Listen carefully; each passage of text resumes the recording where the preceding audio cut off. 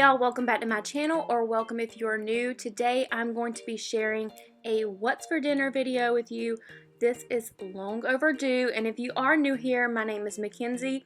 I share grocery hauls and shopping videos on my channel weekly, and I think I'm going to start incorporating a little more of what's for dinner. So let's jump right in. I can't wait to share these recipes with you.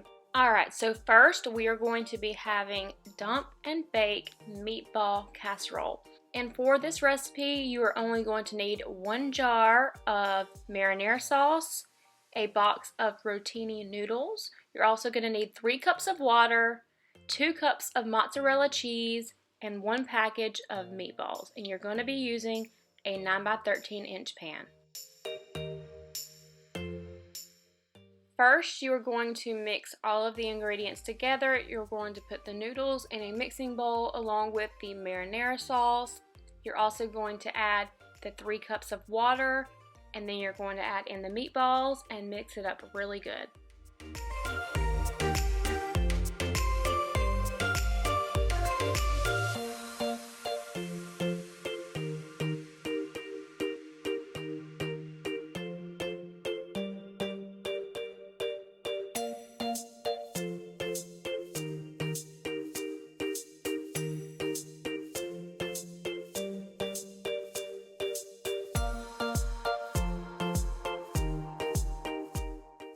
Once you have all of those ingredients mixed together, you're just going to pour the entire bowl of your mixture into the 9x13 inch pan.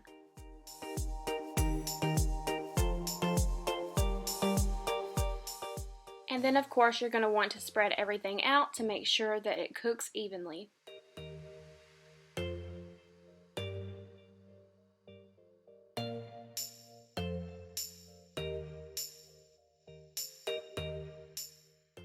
So once you have all of this done and your pan looks like this, you're going to want to make sure your oven is set on 425 degrees, and you are going to get some tinfoil and wrap your entire pan very tightly, and then you're ready to stick it in the oven. You're going to first let it cook for about 35 minutes on 425 degrees.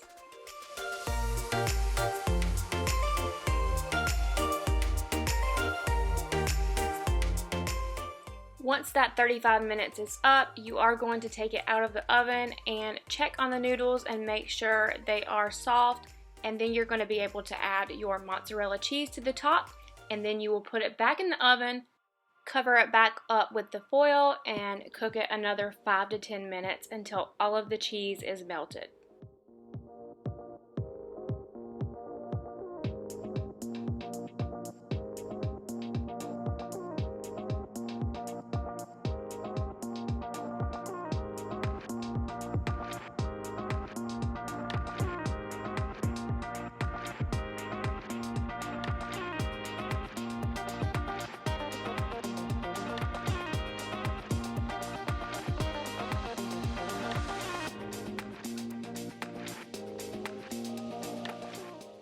And once it's all done and out of the oven, it will be ready to serve, and it should look just about like this. Boy, was this a really big hit for our family.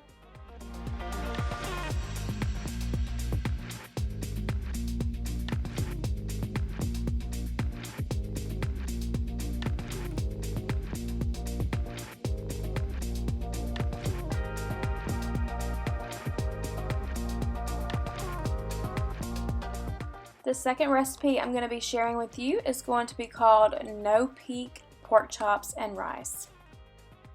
So you're going to need a package of boneless pork chops with about 8 to 10 pork chops in it. You're also going to need some onion soup mix, and you will also be needing some cream of mushroom, chicken broth, and cream of chicken.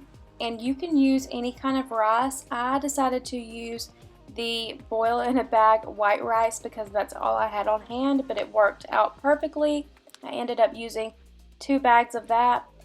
And then you're just going to need some non-stick cooking spray, and then the seasoning of your choice. I chose Nature Seasoning to season the pork chops. So go ahead and grab a mixing bowl and mix all of the ingredients together and stir it up really good, and you will be ready to dump it into your baking pan.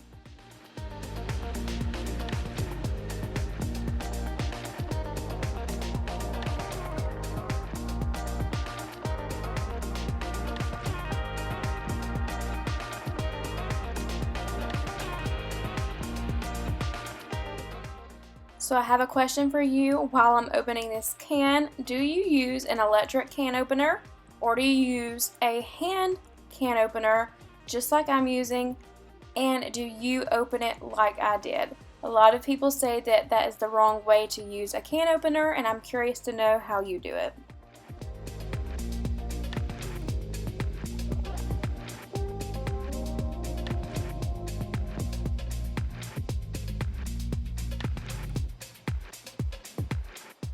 Okay, once everything is mixed together, you're ready to spray your pan down with the non-stick cooking spray and then pour in all of the ingredients.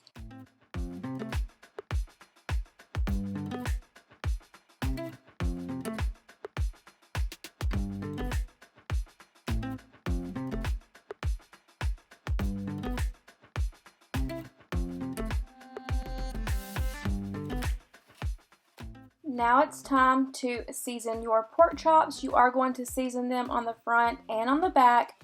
I like to use nature seasoning, but you can use whatever seasoning you prefer.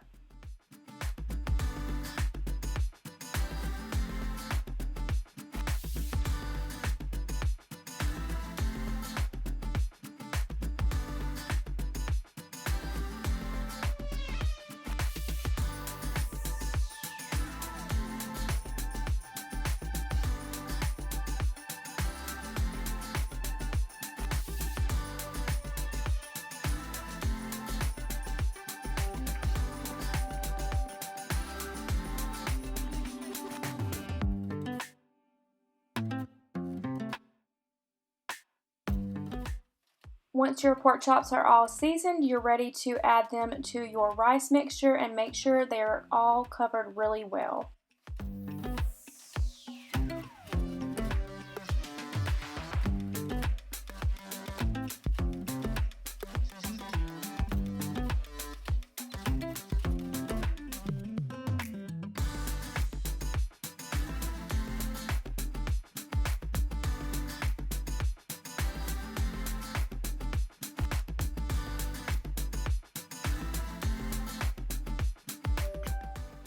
Now add your aluminum foil to the pan very tightly, and you're going to cook this for an hour and 15 minutes on 350 degrees.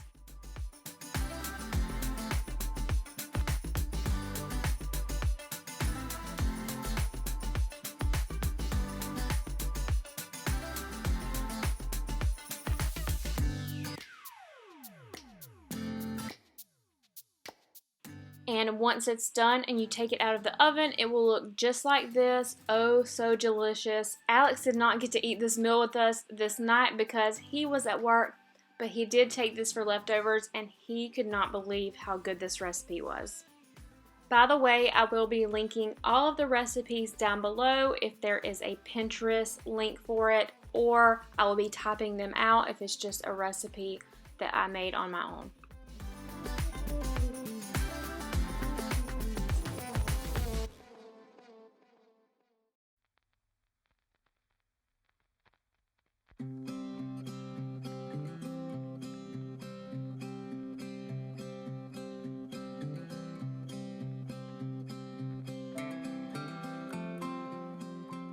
For our third recipe, I'm going to be sharing my Mexican Alfredo recipe. This recipe was actually inspired by the Glam Farmhouse over on Instagram.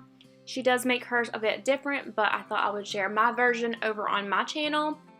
So for this recipe, you're going to need any box of pasta. I only use about 8 ounces, so keep in mind most pasta has about 16 ounces. I use half the box. You're going to need some Alfredo.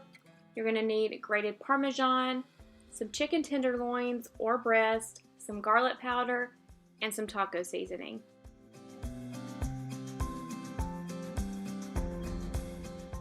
Oh yeah, and don't forget the mozzarella cheese. Okay, so I do have a method to my madness, but I use about 4 pots or pans for this recipe. I have 2 pots of water boiling on the stove, and that is for my chicken and my noodles. So I'm going to add both of those to the pans and go ahead and let them cook, and I do use about 1.5 pounds of chicken.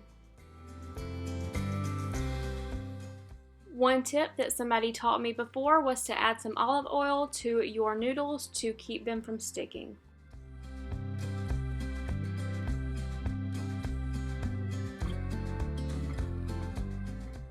Once your chicken is done boiling, you are going to shred it up. I like to use a hand mixer for mine. I think it makes it much easier, but I want to know how you shred your chicken.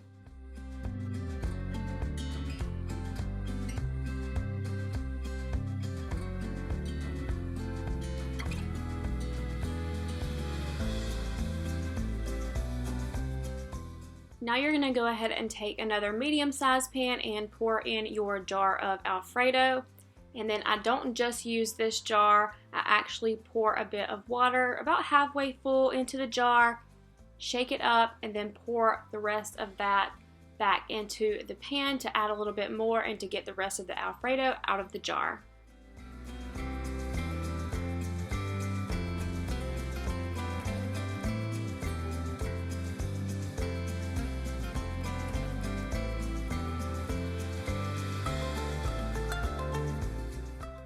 Now you're going to be ready to add your taco seasoning, and I like to keep this on about medium to low heat to make sure I'm letting all of the seasoning dissolve.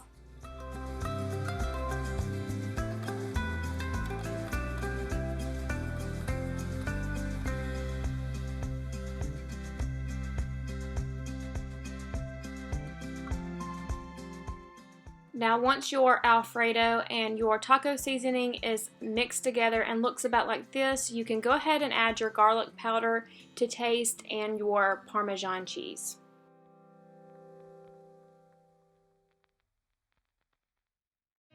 So once again, I do mix this together on low to medium heat to make sure everything dissolves properly, and then once that's done, you are ready to add your noodles to the big pan, your chicken to the big pan, and then you're ready to add your Alfredo sauce.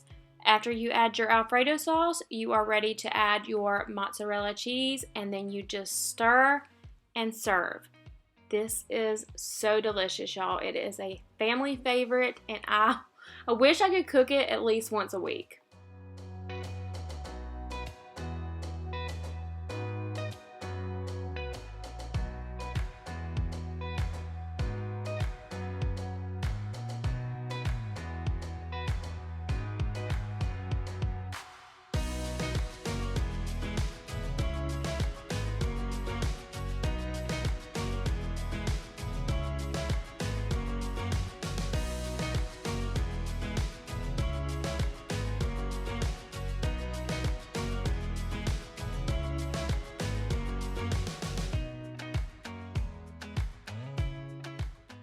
Thank you guys so much for watching a What's for Dinner video with me. I really enjoyed sharing it with you. I hope to do more of these soon.